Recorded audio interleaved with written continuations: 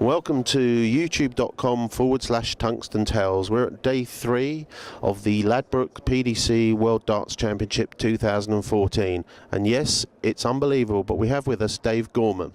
Dave, so welcome to you today, but tell me, what brings you to the darts? The darts brings me to the darts. I'm a fan. I grew up with it. Younger people do seem to not believe me when I tell them how huge it was in the 70s and 80s when I was a kid, and I've never stopped watching it my whole life. And I sort of didn't even realise you could go live. You know, just the thing I used to just watch on TV. And then I went to a tournament years ago. Chris Mason invited me to the Players' Championships. I went to that, and I got talking to some people, and somehow that led to me co-presenting some of it. They did a tournament in Germany, and I did a bit of that, and loved it, and I got to meet a few players. And no one, I hope, well, maybe if you're watching it, you could tell I had the sweaty palms, and I was thinking like a fanboy, look who I'm meeting, these players. And I'm still in touch with a few of them, and I've been invited down here by Jamie Caven tonight to cheer him on. And I go whenever I can, basically. It's a great night out for me. And do you see much changes in the world of darts since you were a fan back in the early days, or back in those days long ago?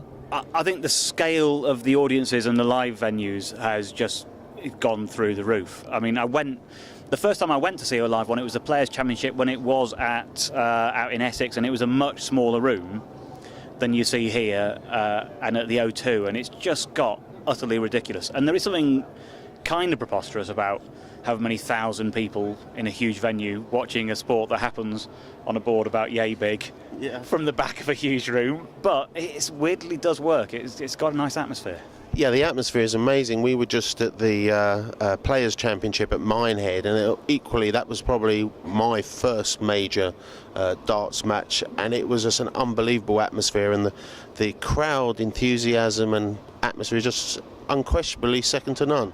Yeah, I mean, I watch both PDC and BDO, and you know, no sort of prejudice about it personally. I think that, you know, the best players are phenomenal on both codes. There is a sort of difference in the kind of the order given. If you watch the sort of BBC coverage maybe of the BDO, it's much quieter when people are throwing. I don't think one is better or worse. I think they just have a different atmosphere, and they obviously go for a bit more razzmatazz at the PDC and the kind of music, and it's a bit they've sort of got a handle on show business probably a little bit better than BDO. But I actually like watching both codes. I don't. It doesn't put me off, and I don't think if I was a player, God, I could never do it. But you've got to just shut out all that noise, haven't you? You've just got to be so focused. Well, I mean, that's very true. I mean, I remember reading a book of yours a little while back about you playing games, yes, and going around and meeting games. And I'm trying to recall, was darts one of the games in there? I played a few games of darts. I have a slightly competitive side. I'm not good at darts. Like, anyone in there who's watching would beat me. But if you don't play darts at all, I'm going to beat you. And so I would often travel with a set of darts, and if someone beat me at their game, I might find myself going, do you fancy a game of darts? In a just like horribly competitive way is my way of levelling the score. I'd sort of just notched up a few wins that way by playing people who've never picked up darts in their life and giving it a go. Well, we hope that a lot of the people watching your interview today are darts fans, but for some of us and some of them as well, I'm sure they follow your career. So what's next in line for you, Dave? I did a series last year for the channel, Dave, and I think that's being repeated shortly. So that's out there. I'm working on something. I'm writing something. I can't tell you exactly what it is, but I am writing something at the moment. A book of sorts, which will be out probably in June, and I'm touring in the autumn next year.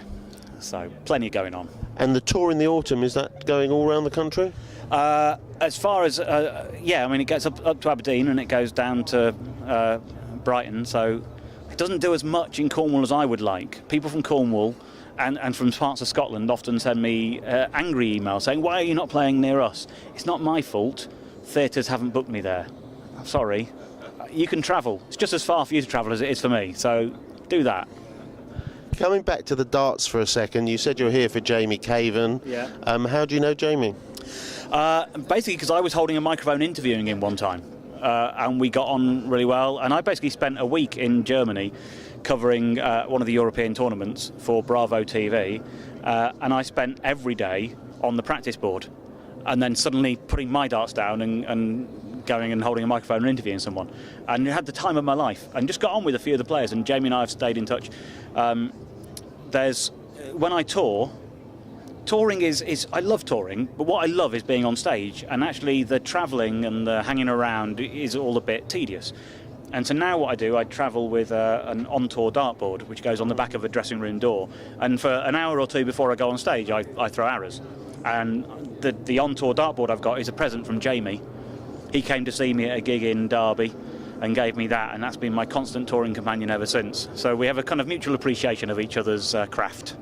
Do you think he's got a tough match tonight? Do you get nervous when he plays? I do. I want him to win. I think he's a remarkable human being. He's a very gentle, nice, smart fella as well. I think him and Jelle Klassen is clearly one of the sort of toughest draws of the first round. I think Justin Pipe, he's got Aaron Monk, I think maybe tomorrow. I'm not sure. I might be wrong about that. But I remember thinking he's got a tough one as well. There was a couple of tough ones there.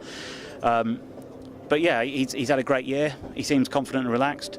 I try not to speak to him too much before the game, because I think he should be in his getting his game head on. Sure. Well, we all wish him good luck. Thank you very much for speaking to us tonight. And Dave Gorman, thank you. Not at all. My pleasure.